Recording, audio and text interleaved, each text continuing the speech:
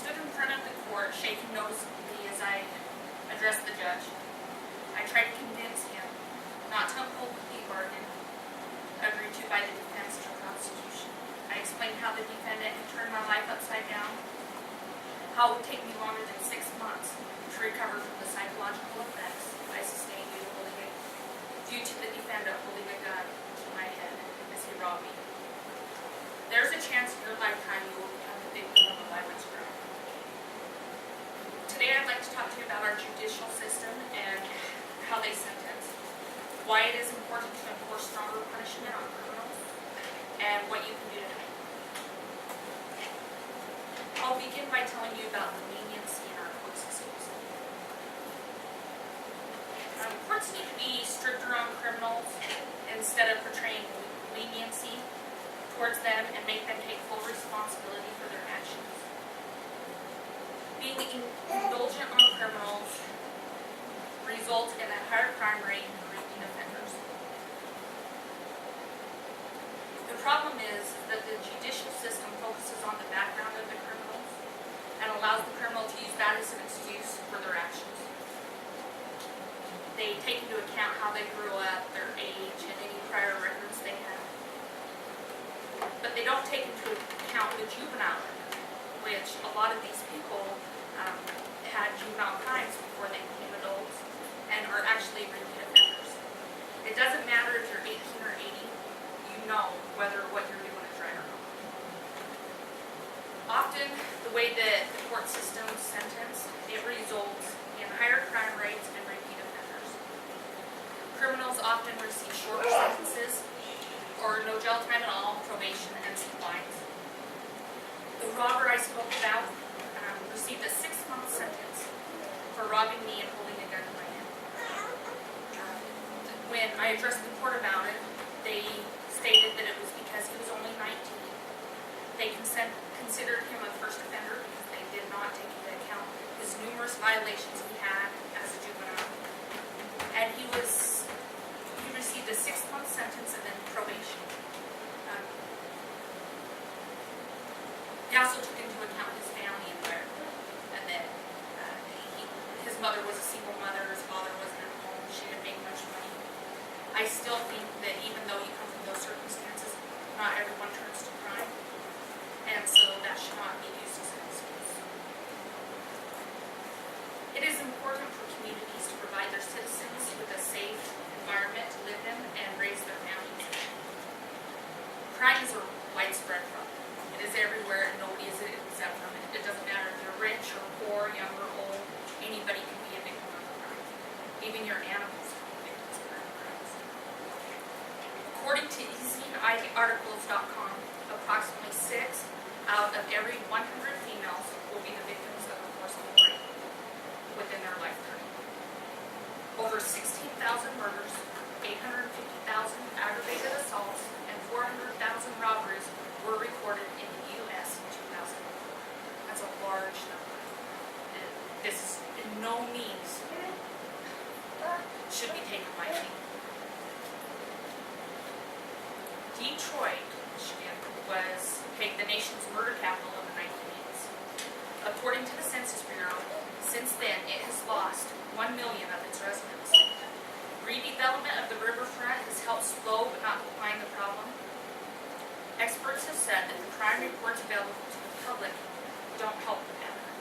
And so not only does crime affect the person, the victim, but it's going to affect the community. It's going to take away from those people that live in that community. It can cause towns to shrink, lose money, businesses go elsewhere. In response to this, CQ Press stated that the report helps concerned Americans learn how their communities fare in the fight against crime. The first step in making our cities safer is to understand the true magnitude of the crime problem and what exists. We need to impose stricter consequences on criminals that wish to rob us of our rights and sense of security.